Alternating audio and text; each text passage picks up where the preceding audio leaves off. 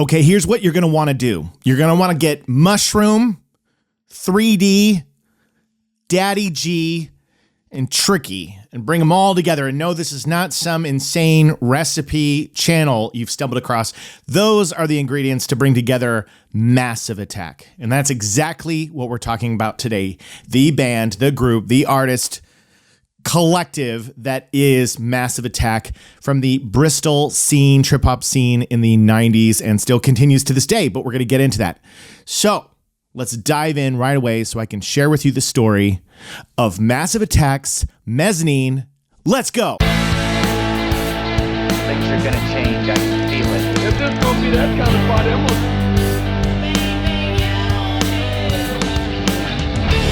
Waterproof Records. Waterproof Records. Waterproof Records with Jacob Gibbons. Welcome to Waterproof Records. If this is your first time listening to my show, I'm so excited that you're here. And if you are a diehard and you've been here since the beginning, this is episode 60. We've come so far. I've been over the past few weeks going back to some of my earlier episodes and listening back, and I do feel like that the show is improving. I hope you do too. So if you are listening to this show for the first time and you go way back, I feel like I have evolved as anyone should when given a platform to share and communicate to people, because a lot of those first few episodes were me finding my way, and you could hear me trying to communicate things succinctly. And I think sometimes I was getting bogged down into, do I share a lot of details about the recording? Do I talk about how this track was broken down? And I think I, of course, have found my voice with your help over this time of, I just knocked my little Vilumi thing over here, which I'll talk about in a second. But I think I figured out a way to make this show that belongs to me, where we talk about artists, and especially when I have guests come on and I talk to them about their waterproof record and their journey, which I have some exciting guests coming very soon in some upcoming episodes. But we can't get into anything about Massive Attack or where this show is going or into my shenanigans until we talk about DistroKid. DistroKid has been with me for so long now, and I love supporting them because they support me. And by supporting them, you get to have a chance to have 30% off your first year of DistroKid. DistroKid is a platform where you can upload your music and get it out there to the world on all the platforms, the Spotifys, the Apples, the YouTubes, anything you think of out there, it's on there. So you can upload your music, and if you use my link, which is distrokid.com/VIP/waterproof, that gets you 30% off your first year. I use them, and you should use them too. Now, we've said that, so it's time to get into Massive Attack, Mezzanine, and Trip Hop. You might be asking yourself, you're like, wait a second, Jacob, the ultimate trip hop album from the 90s is Portishead's Dummy, right? Or Tricky's Max and K. That is a very good point. Those are fantastic albums. And actually, I think that Portishead's Dummy is almost completely tied with me on this album. But as I dig into it, I'll hopefully clarify why Massive Attack's Mezzanine wins out for me every time. And like I've said before in other episodes, it's almost a photo finish for me. But I am going to say before we dig into this episode, if you are listening in the car and I'm playing over your speakers or I'm playing in your house, I think I'm going to say some things on this episode specifically that you might want to get the youngins out of the room. Please evacuate immediately. Or if it's somebody who just doesn't want to talk about sex, because you're goddamn right, Massive Attack's Mezzanine is got a horny vibe. So I just wanted to let you know, did that give you enough time to get everybody out of the room? I started warning you. Maybe I didn't give you enough time. Sorry. Cat's out of the bag. I just can't talk about this album without it being a little bit like about that aspect, because maybe that's why this album wins the trip hop battle for me personally. But let's get into that, okay? So, Massive Attack's Mezzanine. Here is a group out of Bristol.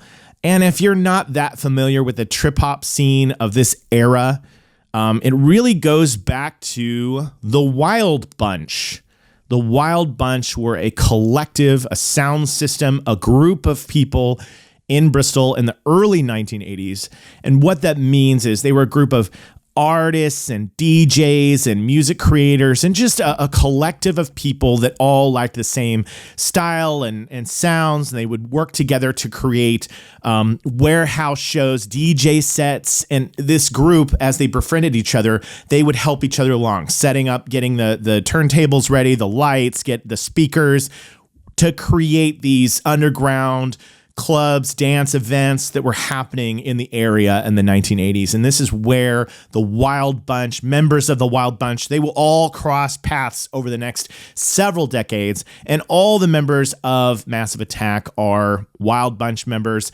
And that's really the beginning of how we get them together as a collective. Now, if you're from the UK, if you're from Bristol, and I fuck some of this up, I'm sorry. I'm an American. I was born and raised in Tulsa, Oklahoma. It's not like I grew up in Bristol or in the UK. All of this information I've gotten has been through my own digging and research. I've never even been over there, which I need to remedy that immediately because I want to go over there so badly. I think I would absolutely love it. I would love to attend music festivals in England and Scotland and Ireland and just so many aspects of that area that I want to be in very badly. But I'm not an expert. I am a music lover, as I've said many times before on the show. So I am going to give you as much understanding and input that I can on Massive Attack and Mezzanine, but I'm bound to mess some things up. So if you want to write to me, message me and say, you got this little factoid wrong, that's okay. I'm open. I'm receptive to it. And you can correct me in the comments and I'll do my best to address it, but I'm going to give you what I got. So go with me on this one. So like I said, the Wild Bunch collective comes together.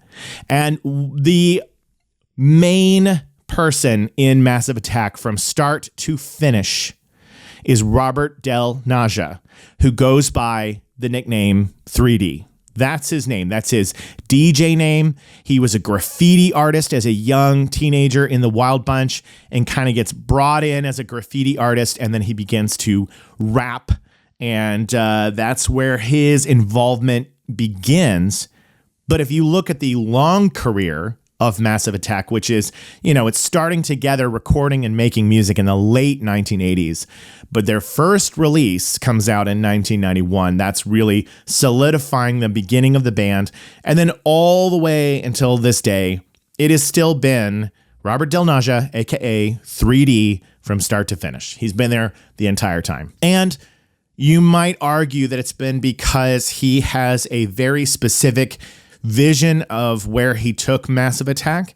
And along the way, some of the members didn't necessarily see the same page, weren't necessarily liking where it was going. And we'll get into that in a minute. Like I said at the beginning of the show, I listed off their names. We've got Robert 3D Del Naja. And then the next member is Adrian Tricky Thawes. Yes, Tricky, the artist who goes on to be a solo artist. If you follow my social media videos, I've talked about Tricky in a few different ways. One, that he was in The Fifth Element. He's been in movies and music videos, and he pops up here and there. Has had his own very colorful, amazing career of being a music producer and writer. And he has since rejoined with Massive Attack as of 2016, I think. I think talks began in 2013. But now Tricky is once again working with the Massive Attack team. Then you've got Andrew Mushroom Vowles, or Vowles. It's a Vowles. So I might be messing up how to say that, but Mushroom. And then finally, you've got Grant Daddy G Marshall. So Grant Marshall, Daddy G, the tallest member of the group. I think 6'5". And when you hear his voice, you go, oh, well, that's where that bass, that deep, resonant Daddy G voice comes from, because he's just a big dude. Tall dude. So that's the original group that comes together that forms Massive Attack, this Wild Bunch collective that splinters off and starts making music. And like I mentioned, it starts out with Blue Lines, and then we get to Protection, and then we get to Mezzanine, which we're going to be talking about today. And whenever I talk about Mezzanine, I've made videos about Inertia Creeps, or I've mentioned it in passing here and there. People always like to say, well, Blue Lines is better, or Protection is better, or whatever their preference is. They like to tell me that they like those albums better. Like I talk about so many times, music is subjective, and there is no way those albums are better for me. And I'll tell you why. And again, this is me not saying that anything is better than the other, but I'm sharing with you why when I talk about Mezzanine and they're like, oh, well, Blue Lines is better. Blue Lines is better for you. Protection is better. Protection is better for you. I can't choose those albums because those albums did not connect with me as a teenager, as a young adult, the way that this one did. So I go back now and I listen to Protection and I listen to, Unfinished Sympathy, which is a fantastic song, and I love it. I listened to several of the tracks on both those albums, and the work, the talent, the unbelievable production values, and the vocalists, the guest vocalists that they had on those albums are excellent. But Mezzanine lands in my lap in 1998 at the perfect time, like I mentioned. Sexual energy, arousal, a touch of darkness. But 1998, I am 19 going on 20 years old. This album is coming to me in a way that I'm ready to receive it. And something about Blue Lines and Protection, is there a sensuality to those as well? But there's a lot more of an R&B and soul and jazz touch to those albums. And for me, I came from rock. I came from grunge. I came from metal. And Mezzanine has this heaviness, this darkness. And I think it's been their most commercially successful album ever. And I think because it touches across, it reaches across the aisle and goes from being just a trip-hop album to something a little bit more. And I think that that's what Robert Del Naja, 3D, I should probably just refer to them as their names from here on out. 3D, that's what he wanted, and that's where the others were a little stubborn to come along. Not Daddy G. Daddy G supported his decision. But Mushroom was like, I don't know. Because Del Naja was, there I just did it again. I just called him Del Naja. Should say 3D. 3D was being inspired by a lot of the post-punk that he had grown up with. He had influences like Gang of Four, and he had been thinking about like Wire, Public Image Limited, and there were Bristolians called the Pop Group. And he wanted to use some of that energy, that influence, and it was Mushroom who was like, are we a punk band now? And just did not like where they were headed, the tone of the band. But he really pushed for it. But at what cost? Because this is the album that really splinters Massive Attack for good. And they don't ever really come back to the way that they once were. Because the recording process of Mezzanine was so tumultuous. But even the cover it's a stag beetle. The picture of the stag beetle. If you've never seen the cover of Massive Attack's Mezzanine, it's eerie, it's creepy. It's this close-up image of a stag beetle taken by a photographer. I think his name's Nick Knight. And he took it at London History Museum, took a picture of it. And 3D has said that it was like a chrysalis. It was like breaking through, emerging. Because when you look at that, the body of that stag beetle, I think the funny thing is it's the most BDSM looking insect in the world. It looks like it's in bondage and leather gear. Maybe I am sexualizing an insect, but for me it was this creepy, spooky image. But it also just kind of had this stark black and white, like, I don't know. This album for me is pure sex. It really is. And it's probably the time that it landed in my eardrums and on my lap. But I would say, for me, Mezzanine is the number one sexy album to me. You may disagree. You may hear that and go, what? Because if you go watch the music videos for this album in particular, they're all pretty claustrophobic and creepy and unsettling. And you may have been introduced to Mezzanine in such a way that you were like, I don't know, that's kind of a spooky album. But for me, you turn off the lights and you get down with it. Chef's kiss. And maybe I have darker sensibilities. A lot of times, who gets the number one, the horny sound band from my generation is Deftones. Chino's kind of moaning in those heavy, deep riffs. I saw this hilarious thing that was being shared around recently. It was a picture of a text conversation between two people. And it was like, what's that band that you like that's like, and it was that emoji that's like, like that, like the downturned face, like, eh. And they were like, who? And you're like, it's like moaning, like, oh. And then the answer was like Deftones. They're like, yeah, that's it. So Deftones gets this reputation for being like kind of hypersexualized and horny music. And I can see it, even when I did the video for My Own Summer, the way that guitar riff is played, it does have this kind of like exotic dancer or stripper feel to it, if you will, a sexual energy to it. And there's a lot of that in Deftones music. But one thing about Deftones is it goes into the heavy and to the screaming. And so that could take you out of that a little bit, if you were really feeling that strong sexual energy and then suddenly Chino's just like screaming his head off and the riff is getting so brutal. I don't know. Whatever floats your boat. Not here to yuck your yum. No yucking of the yum here. But for me, the pacing and everything about this album, Mezzanine, is just fits it perfectly for me. Just that vibe. And I'm not trying to just go on and on about that notion, but it'll come up as we go through the songs. Trust me. For those of you just listening, I'm just winking very obviously to the audience. Trust me. So like I said, they start out with Blue Lines in 1991. And that starts with, they have this producer who, his name was Cameron McVeigh, and he was married to Nana Cherry. And Nana Cherry had really helped a lot of these beginning trip hop artists get started, investing in their recordings and helping them get going. And that's one of the things that helps get this going. The term trip hop, I don't think existed at its infancy when this scene was happening out of Bristol. Somebody coined it along the way, and it's a good way to describe it. But I would imagine it annoyed most of those artists, like titles like emo annoy bands that are called emo, and grunge annoyed those artists that are in grunge. And like so many categories, they were probably like, no, man, we just make this kind of music. It's not necessarily this quote unquote trip hop, but it's such a perfect explanation to what it felt like.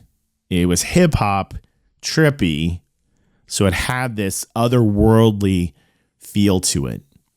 And even the trip in itself, the idea of a trip to me is an interruption, right? Like when you fall, when you trip, and some of the beats that you would hear in trip hop artists felt stuttered, kind of a rhythm that was like a heart arrhythmia. It's like off beat and then on beat, something that grips you a little bit because you're like, I didn't expect that. I don't know. So, I forgot I wrote in my notes, the Wild Bunch. If you're not a huge cinema fan, that was named after a 1960s Western movie by Sam Peckinpah, famous film director. And when I read the name, I knew it was by Sam Peckinpah, but when you think to yourself, you're like, what a perfect last name for a film director who makes Westerns. That's the most Western sounding last name ever. Sam Peckinpah. I make Westerns. You know what I mean? Peckinpah. Just had to throw that in there. But Cameron McVeigh, he's part of the initial producing of the band, and he's married to Nana Cherry. And his involvement, he's one of the people early on when they're releasing their first single, which I think is Unfinished Sympathy, with Shara Nelson on the vocals of that song. He is the one who advises them, you should call the band name just Massive, because of the Gulf War and the Gulf conflicts that are going on right now. You shouldn't have Attack in there because it's tense right now. And I think on their first, single that they released, they put it as Massive. And then they very quickly were like, no, we're just going to call it Massive Attack. We're fine. And I'm glad they did. Because while Massive would work about the energy that I'm saying about this album, you know what I'm saying? Wink, wink. But I would say that Massive Attack is so much more a fitting title for the band. So they come out with Protection. And then it's right after this that Tricky, that Adrian Dawes decides to leave Massive Attack. He wants to pursue his own solo career, his own stuff. And you can see why. The direction he takes things in is his own unique way, and obviously he wants to keep it a certain way. And I think that there wasn't any kind of strained relationship as far as I could find. It was just he wants to go on and do his own thing, so he's no longer in Massive Attack, and he's on his own now. And we get into it's time to make Mezzanine. And like I talked about those tensions before, 3D really wants to break away because his feeling at the time was trip hop was becoming, and this was a quote I read somewhere, that trip hop was becoming like coffee table music. And I think that's a pretty good description, because I don't think that's a mean thing to say at all. You know, when you're like sitting there in a coffee house or a coffee shop and the music is just this perfect, subtle, loungy, lo-fi background music. It's not interrupting you at all. It's nice. You can feel comfort with it. You're sipping your coffee, you're visiting with your friend, and you feel this like, this is cool. I like this. I could study to this. I could work on my book to this. I could draw to this. It inspires you, but it's not obtrusive. It's not in your face. It's not interrupting your thoughts in such a way. It's just kind of lifting you up a little bit. So I think that there's a place for that. I think that sometimes that's exactly what I need. I need something that's like coffee table music or coffee shop music. I seek playlists that say that because I need something that's not going to be like, I can't even clear my own head, or I can't have a conversation with somebody, or I can't work on a screenplay. That was the most LA thing for me to say, by the way. Yes, I've written screenplays. But anyway, that's what he was saying, is that because in 1994 and 1995, these trip-hop artists, like I said, Portishead, more Chiba, Sneaker Pimps, Tricky, they're all blowing up, and it's becoming a whole movement. And out of their scene, out of the Bristol scene, there's probably artists coming in that to them felt disingenuous or like a copy of what they were doing. So 3D's concern is, I don't want to become that. I want to pull from these influences from my youth, you know, Gang of Four. They even were going to call the album Damaged Goods based on a Gang of Four song. That was the original title of the album, Mezzanine.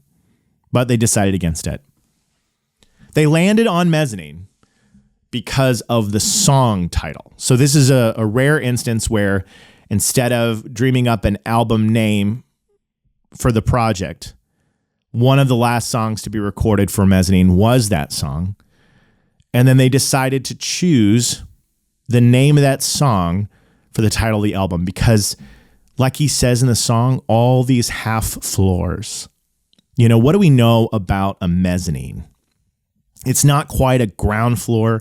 It doesn't carry on through the whole, it's not a floor that's covers the whole ground of the floor plan. It's a short thing. It's a half floor. It's a no man's land. It's this unusual space. That's the mezzanine. And so he felt like this album, being an outlier, was a mezzanine. And I think that's a good description of it.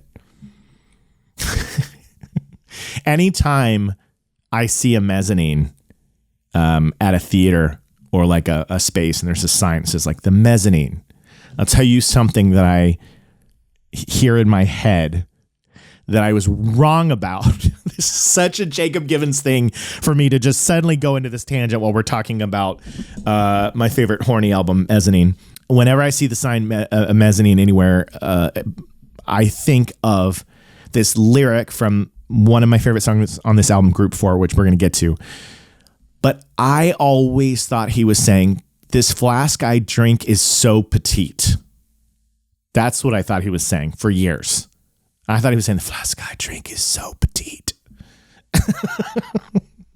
That cracks me up. That's not what he's saying. He's saying something like, this flask, can I drink this sober tea? The flask I drink is sober tea.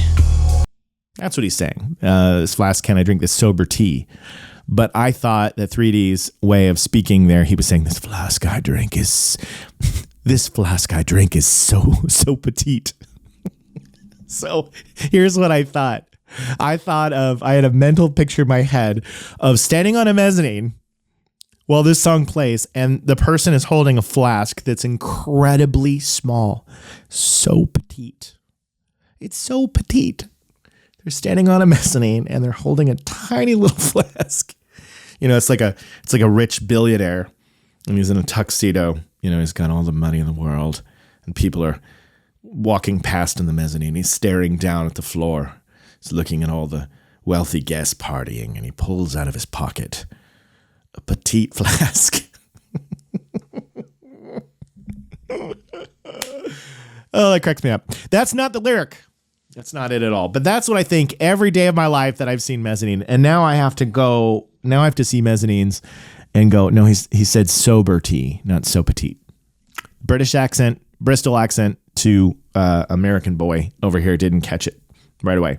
Before I start kind of going down the song by song, because I do have some cool little facts about each of those, this recording of Mezzanine, like I mentioned, was so contentious for all members. Tricky's already out. He's no longer there. Now we're just down to Daddy G, Mushroom, and 3D. They're the remaining members of the group, and they're producing this album with Neil Davidge, and he's the engineer, co-producer of this album, and he was having to help make sure that they could finish this thing because 3D would spend an enormous amount of time reworking, cutting, changing, screwing around with the songs while Daddy G and Mushroom were creating beats, rhythms, and they were working together, but they started to have to be going in the studio at separate times from each other. It was that stressful. Neil Davidge has even said that the management would call him and let him know, hey, you know, Mushroom wants to come in and work on this. Are they gone? Are they cleared out? Or tell me when they do. So he had to give a signal to one could come in and the other would go out so that they wouldn't interact with each other. That's how tense it got. I've seen YouTube videos of Massive Attack in 1998, and you can see 3D and Mushroom and Daddy G sitting there, and Mushroom isn't saying a word. You know, he's just sitting back, and you're like, he's ready to quit. And he would. He would quit like a year after this album comes out. He would leave Massive Attack forever. So it wasn't going well, but they're working on the music, and this tone that the album is getting is coming from this tension, this separate recording. It's not going well. There was a story. They were recording at Christchurch Studios in Bristol. And there's a story somewhere where suddenly they receive a box of Bibles that's unmarked. Like it doesn't say who it's coming from or who it's to. And they just receive a box of Bibles outside of the studio. And it's kind of this weird, unsettling thing. So management decides, they're like, we need to get them out of Bristol and they need to go somewhere else. So they get this secondary studio over in Cornwall. Now, like I said, I've never been across the pond. I don't know anything about England or the layout, but what I do know is it seems pretty far away on the edge by the water. So just a change of pace for these guys from where they are in Bristol at Christchurch Studio. So they go to the studio in Cornwall, and there's even this point of time where 3D and the guitar player on this album, he'd worked with Massive Attack several times. His name was Angelo Bruscini. They go exploring into caves while they're in the process of making Mezzanine. And they see this cave where the it's open, and they're kind of exploring into it. And while they're in there, the ocean tide washes into the cave and then it washes out. And they're in this cave. And then one time it washes in and then it doesn't go back down. And then it washes in again and it's going up now. And they're realizing if they don't get out of this cave, they're going to die in there because there's not going to be a way to get out where there isn't water. They're going to drown. And Robert Del Naja, 3D, tells in an interview in Mojo, he's like, I could just see it. I could see, here's this article in our hometown paper that's going to talk about us dying in these caves in Cornwall. So that was something that happened. And sadly, Angelo Bruscini, he died of lung cancer just last year in 2023 at age 62. So I learned about that while researching more about the band. But let's get into a little bit about the songs. Let's get into I'm sure most of you know this album who follow me because it is an iconic one. It's one that got really, really big. So if you touched on any trip hop or if you touched on any Massive Attack, Mezzanine is probably the one that you know. So if that's the case, I would definitely recommend you go listen to, everything from Blue Lines to Protection to 100th Window, which has Sinead O'Connor on it. And then Heligoland, I think Heligo. I might be messing up the pronunciation of that one because it's one of those words that you see written all the time. And then you look closer and you're like, oh, those two letters, I've been saying them wrong this entire time. But Massive Attack's Mezzanine, which releases on April 20th, 1998. Thor 20, dude. Thor 20. I'm kidding. Maybe. I mean, it's probably a good 420 album. But let's start out with Angel. Angel. This is the perfect way to start this record. The perfect way to start this album. Angel. The way it creeps up on you. My God. The slow build of this song. Back when I heard it in 98 and for the years that would follow, I did not know whose voice was singing on Angel. I didn't know. It wouldn't be until years later that I would find out that was Horace Andy. Horace Andy is a Jamaican singer, and he had written a song in 1973 called You Are My Angel. Now, the vocal line that he sings on his original 73 track is not the same as it is on this. So this is a reworking. But as soon as I found out that the vocalist on this song was not a member of Massive Attack, because when I would hear the other female artists on there, I'd be like, okay, a guest artist. They were known for having female artists on their albums. Like I mentioned before, back when you go to Unfinished Sympathy, you have Shara Nelson. Then you get to On Protection, they have Tracy Thorn from Everything But the Girl and singer Nicolette. So they're always going out and getting these great, amazingly talented female artists. But when I heard this in the late 90s and I wasn't really well versed on the trip hop scene or who Massive Attack was using, I didn't know anything about Horace Andy. But they used him so much in their work, and he is a prolific Jamaican singer that has been around forever, and he's on so many of their pieces of music, and it's a very identifiable voice. His vibrato, he has such a unique Jamaican style. Later he goes like, to take my family. I'm not doing it justice, but you know what I'm saying. He has that very, the way his vibrato is so uniquely his. But Angel, just the way it builds and builds and builds and builds. By the way, I'm going to play some snippets of this as we go through on this episode, but I did get myself into a little bit of, not trouble, but on my last episode about Garbage self-titled album, see, I'm now part of Pantheon Podcasts. I'm now a part of that network.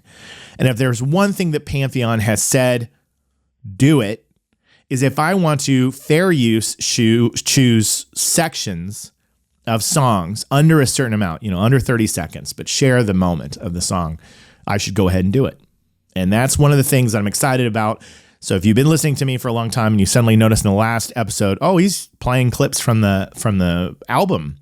Well, they said, this is something you should try to do. And it's something that I knew that fair use existed and that I could do, but I was too afraid to do it when I was doing this all solo, all by myself. So now I feel a little bit more encouraged. But one thing I learned was I also air these episodes on my YouTube. I do a video version. I'm filming it right now, and I put it out there, and I included all those song snippets in the YouTube episode. And as soon as I hit upload, I got this thing that said, you're using this song, this song, this song, this song, this song. You cannot monetize this video. And I was like, oh, shit. And the funny thing is I haven't even been able to monetize my YouTube yet. I'm not like a YouTube creator here who's making money. My account, while growing, still can't monetize. So I just learned in that moment, I was like, do I have to produce two versions of this show? One that's like the audio version and then the YouTube version that takes out all the clips? I don't know. I'm still figuring it out, but I'm learning, being a new member of Pantheon Podcasts and learning about what I can use in fair use, but then also having to be a slave to the algorithm of things like YouTube, where if you just put even a couple seconds of a song, it will find it, they will find you, and they will kill you. YouTube will hunt you down. So I am learning a lot about this, so I'm going to be playing some of these snippets as we go through, but I'm going to learn about how often I can do it. So we're going to learn this together. So then we get to Rising Sun. And Rising Sun has a sample on it. I didn't know this until recently. Rising Sun has samples of the Velvet Underground's I Found a Reason. And when I found that out, I suddenly I could hear the little snippet in there while I was listening back to the song. And then there's a ton of other beats and sounds through this entire album that I didn't know. And that's a part of being in a group that's a trip hop group where you borrow, you sample, you take the sounds of this old record, you slow it down, you speed it up, you add some distortion to it. That's a style of music creation that I have never been involved in. Something that DJs know how to do, how to take other people's work and weave it seamlessly into something new that you're creating. I grew up with a guitar, a 4-track, listening to alternative bands with 2 guitars, bass, drum, singer. So I never really learned the art of this. So I would listen to these songs and I would be like, oh, that's amazing. And then years later, you'd find, you can go on YouTube now and somebody will show you what different songs that they're taking from, this vocal part here, this beat here, these horns here, this synth here. These are borrowed from a lot of different artists and they're just woven together perfectly. And that is such an incredible art form of itself. And then I would say that the third track on here, Teardrop, this is probably the best known Massive Attack song because of its notoriety from shows like House. It became the opening theme song for the show House. And it features Elizabeth Fraser. Liz Fraser, is one of the Cocteau twins. And her voice has been said by people before, it's the sound of an angel's voice, and they're right. I think when you hear her sing, it is so otherworldly and heavenly like. She just has this tone. Sure, you apply some chorus and reverb to it, but there's something about her voice that is very, very special and very magical. And the story about her vocals on this is she was scheduled to record for Massive Attack for this song. And it was on the same day that she found out that Jeff Buckley, who was her former lover, boyfriend, partner, he had died. And she's in the studio to record the vocals for this. And she had pulled out letters from him and just really felt his presence there and missing him. And says to this day that song, that the words that she's singing and had catered, had kind of customized to what she was going through in that moment really do represent him. And it is haunting and it is beautiful. But that song, it's wild to think that voice is being captured on the day that Jeff Buckley, as she's getting word that he's died. And being someone who was so close to him and had such a powerful connection to be all the way, over there on the other side of the world and hearing this news, this tragic news of him dying and drowning. And that when you listen to this song, it's there. There's a sorrow to it. There's a sadness to it. And it creeps in and it gets you. It's a beautiful piece of music. Teardrop. And then we get to Inertia Creeps.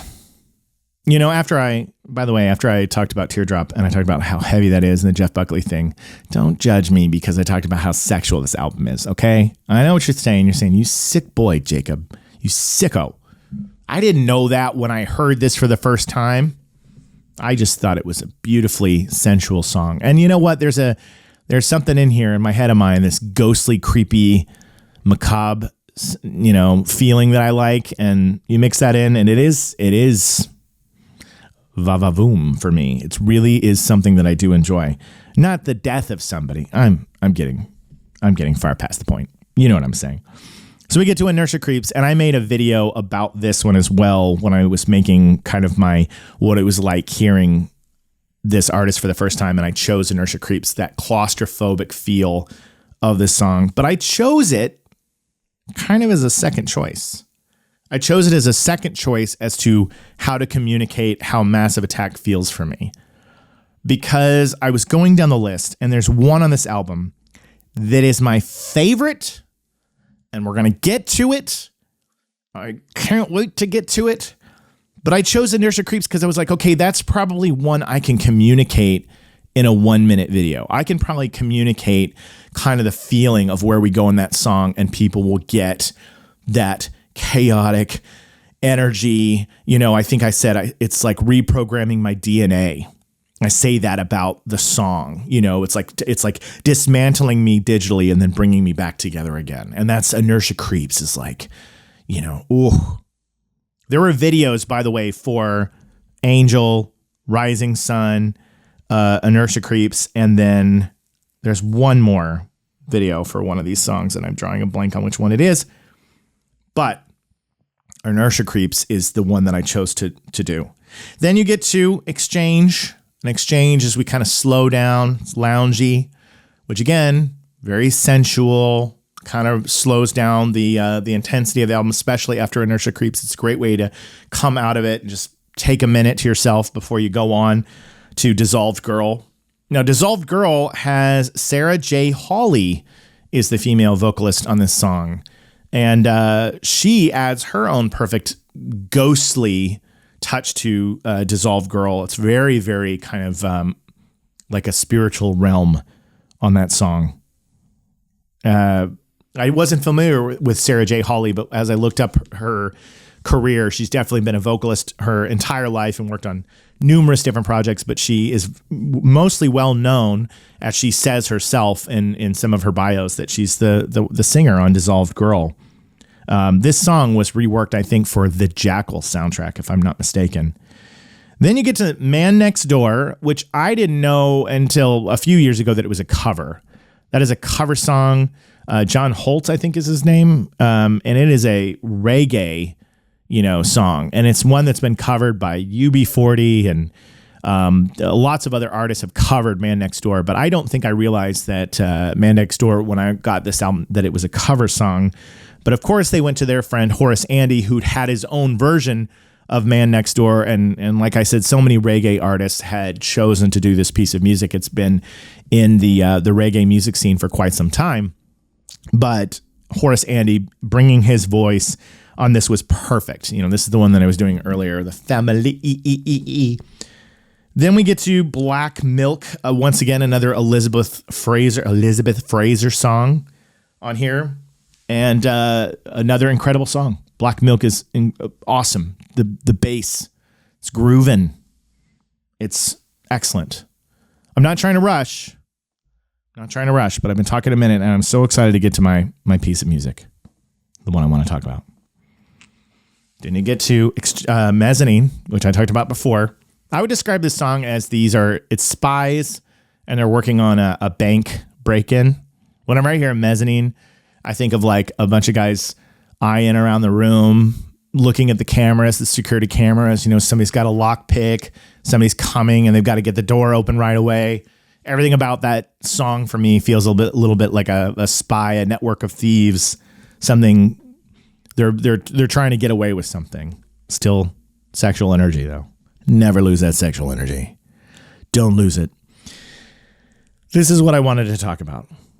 If you knew me back then and I made you a mix, I would make you a mix with Group 4 on it. 100%. This is the song. Like in David Lynch's Mulholland Drive, this is the girl. This is the song. For me. Group 4. Once again, you have Elizabeth Fraser on here. This song does something. It's about 8 minutes long, and 8 minutes more. It's, let's see if I can get it to 8:12. 8 minutes and 12 seconds. So it's a long one. It's a journey. But about 5 minutes into this song, it all just kind of drops out. And we have this percussiveness happening. And then the guitar is playing these, it sounds like octaves up, just kind of distant. And it's building and building. And then when it all comes in at once, you're only listening to me now. You cannot see my face, but my face is one of speechlessness. That moment that it kicks in right there, I was just listening to it on my drive home and goosebumps all over. And then it just gets faster and faster and faster and faster and just kind of crescendos. And I just don't even know what to tell you. If you haven't experienced, I don't know what to tell you.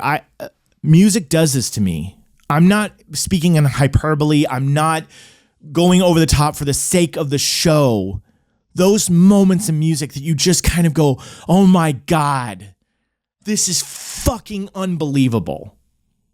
That is what that moment does for me in Group 4.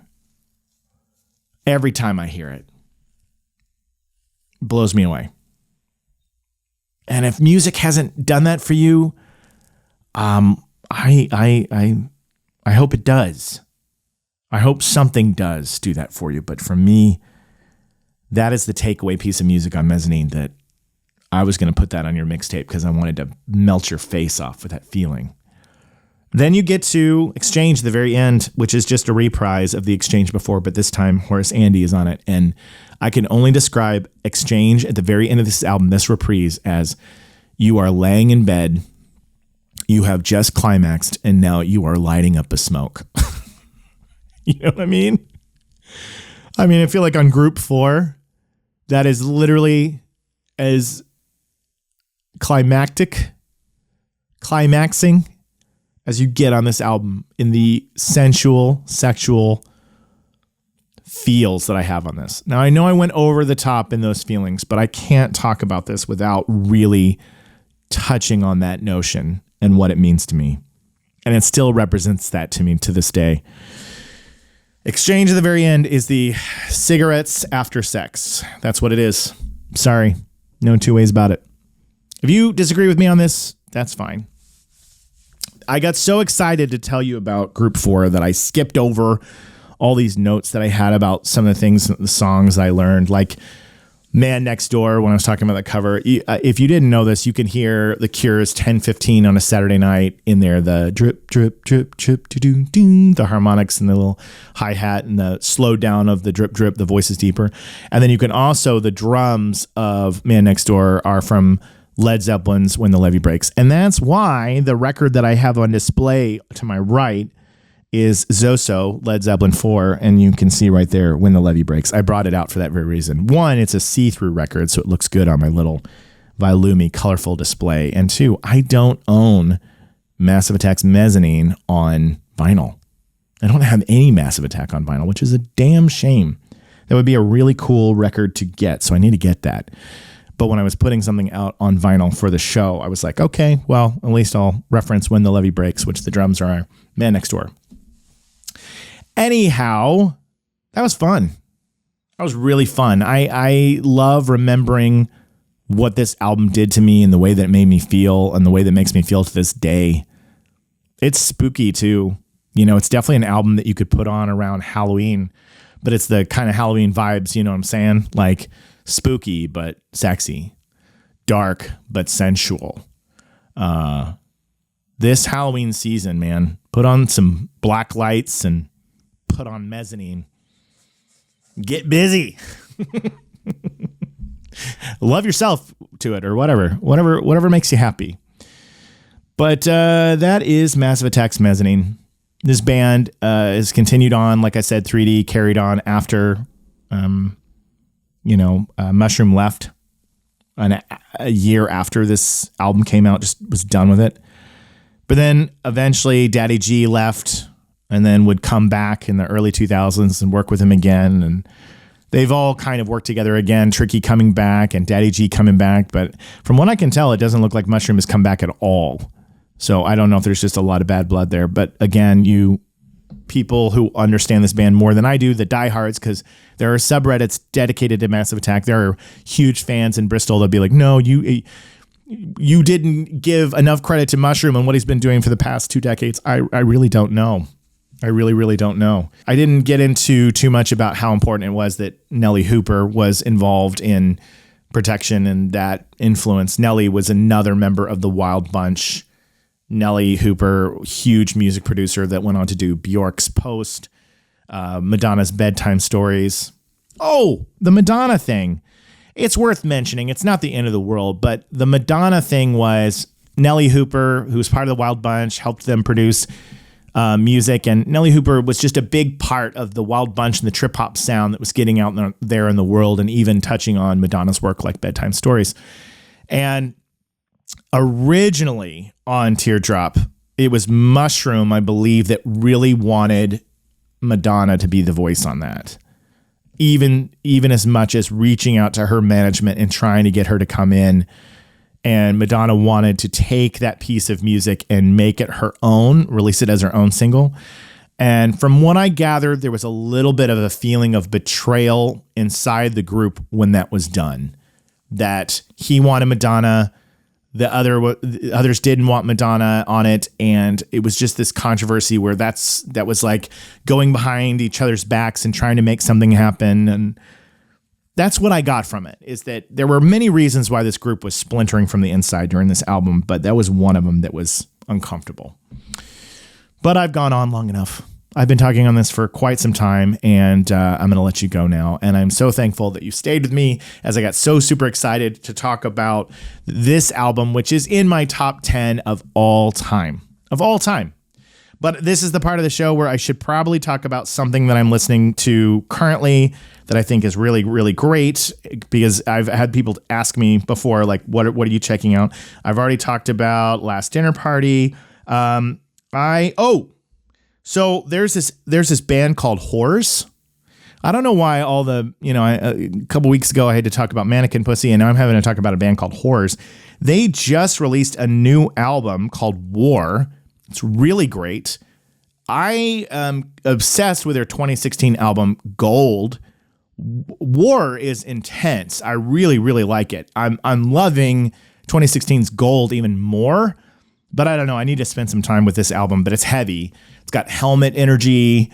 It's got even heavier than that. This album that they put out is really heavy, but that's what I'm listening to, enjoying. But thank you for listening to Waterproof Records. Don't forget to check out distrokid.com/VIP/waterproof to get 30% off your first year. They are a support of the show, so you should support them and use their services. Also, I don't know if you noticed, but I'm wearing my shirt that says Music is Everywhere. This is my design from my store. It's also what's on my arm for my tattoo. But that is a t-shirt design that I created and I do sell in my store. So if you wanted to support me, you could go buy some of my merch. You just go to my links. But make sure you're spreading the word and helping me get this show out there and growing it. I'd love to grow it to even bigger levels, and especially now being a part of Pantheon, I'm excited to see where we can go with it all. So thank you for being with me for so long, or welcome if you've just now found me. This is Waterproof Records, and I had a blast talking about Massive Attack's Mezzanine. We'll see you next time. Bye. Things are gonna change. I can feel it. If this gonna be that kind of party, I'm gonna